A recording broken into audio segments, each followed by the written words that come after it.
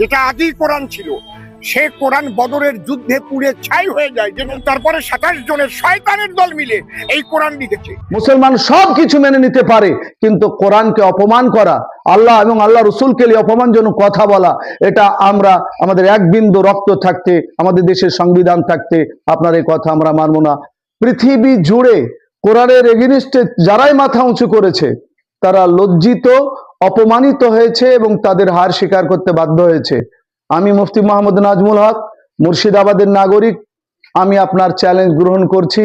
আপনি কোন স্টুডিওতে, কোন ক্যামেরার সামনে, কোন নিরপেক্ষ জায়গায় যেখানে আপনি আর আমি থাকবো, আর সেখানে অনলাইন ডিবেট হবে, কোরআন 27 জন শয়তান মিলে লিখেছে, আপনি তা প্রমাণ করবেন?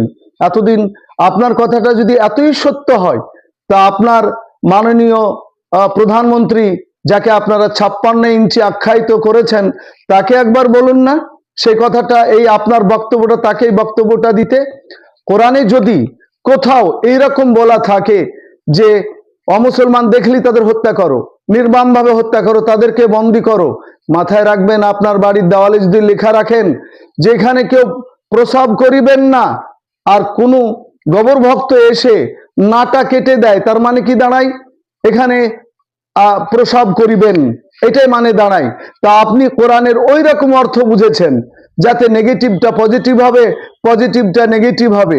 আপনি যদি প্রমাণ করতে পারেন, সাদা সিধা ধর্মাবলম্বী যারা বিভিন্ন ধর্মে বিশ্বাসী তাদেরকে কোরআনের বলা হয়েছে তাকে হত্যা করার জন্য, আপনার ওই চ্যালেঞ্জ গ্রহণ করতে চাই। আপনি দীপু দাসের কথা বলেছেন, তার প্রতিবাদ আমরা করেছি, ওটা ন্যায্য, যে কোনো মানবতাবাদী লোক তার প্রতিবাদ করবে। কিন্তু আসুন না পতাকা ফেলে দিয়ে জাতি ধর্ম নির্বিশেষে এরকম বাংলাদেশে হোক, ইন্ডিয়াতে হোক বা আউট অফ ইন্ডিয়া হোক, যত অন্যায় অত্যাচার করে মানুষকে মারা হচ্ছে তার প্রতিবাদে আমরা গর্জে উঠি।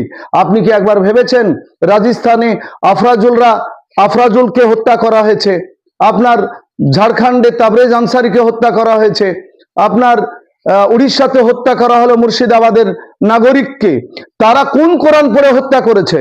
তারা আপনার মতন যারা মানসিক রোগে আক্রান্ত, যাদের মস্তিষ্ক সুস্থ নয়, এইরকম লোকগুলি, তারা না কোনো ধর্মে বিশ্বাস করে, না কোনো ধর্মের আদর্শ মানে, তারা সন্ত্রাসী লোক, তাদের মানব হত্যা করা কাজ। আপনি বলতে চেয়েছেন যে মমতা ব্যানার্জি পশ্চিমবঙ্গে যে ইমামদের ভাতা দেয়, সেই ইমামগুলি কোরআনগুলি শিক্ষা দেয় বাচ্চাদেরকে, তারা মানুষ হত্যা করা শেখে, তারা টেরোরিজমের কাজ শেখে। আপনি প্রমাণ করতে পারবেন পশ্চিমবঙ্গে প্রায় 70,000 মসজিদ রয়েছে, একটা ইমাম কোনো অমুসলমানকে হত্যা করার পার দিয়েছে? আপনাদের হাতে র বিভাগ, আপনাদের হাতে আইবি ডিআইবি, আপনাদের হাতে সমস্ত রকমের সোর্স রয়েছে, একটা মসজিদের ইমামকে প্রমাণ করে দিয়ে তাকে জেলে ভরুন, আর নইলে পারে আপনি ভুল স্বীকার করুন। আর মাননীয় সমস্ত পশ্চিমবঙ্গের ইমাম সাহেবদেরকে বলবো, এই অসীম সরকারের বিরুদ্ধে আপন আপন থানাতে আপনারা তার বিরুদ্ধে কেস করুন। অসীম বাবু, আপনি মাথায় রাখবেন যে আপনার ঘরের, আপনাদেরই জামাই বা কারো ভগ্নিপতি শাহনওয়াজ খান নকভি, তারাও কোরআনকে বিনা অজুতে ছয় না, তারাও কোরআনকে 100% সত্য মনে করে। পশ্চিমবঙ্গে যে অ্যাডভোকেট আলী আফজাল খান, যাকে লালন পালন করছেন আপনারা, তাকে জিজ্ঞাসা করুন কোরআনের ব্যাপারে। আমার তো এতদিন জানা ছিল যারা গরুর প্রসাব খায় বা যারা গোবর খায় তাদের মাথায় হয়তো গোবর ঢুকে, কিন্তু আপনিও কবে খেয়ে ফেলেছেন এটা তো বুঝতে পারেনি। কাজে আপনাকে বারবার বলছে এই ব্যাপারে আপনি ক্ষমা চান। মুসলমান সব কিছু মেনে নিতে পারে, কিন্তু কোরআনকে অপমান করা, আল্লাহ এবং আল্লাহ রসুলকে অপমানজনক কথা বলা, এটা আমরা আমাদের এক বিন্দু রক্ত থাকতে, আমাদের দেশের সংবিধান থাকতে আপনার এই কথা আমরা মানব না। তীব্র প্রতিবাদ জানাচ্ছি। কলকাতা থেকে কেরল কিংবা ব্যাঙ্গালোর যাওয়ার কথা ভাবছেন? টিকিট বুকিং নিয়ে চিন্তিত? এখন চিন্তা করা ছাড়ুন, কারণ আপনাদের জন্য বাপি ট্রাভেলস নিয়ে এসেছে বিমানের টিকিটের দারুণ সব অফার। বিশেষ করে কেরলের বিমানের টিকিটের উপর থাকছে আকর্ষণীয় সব অফার।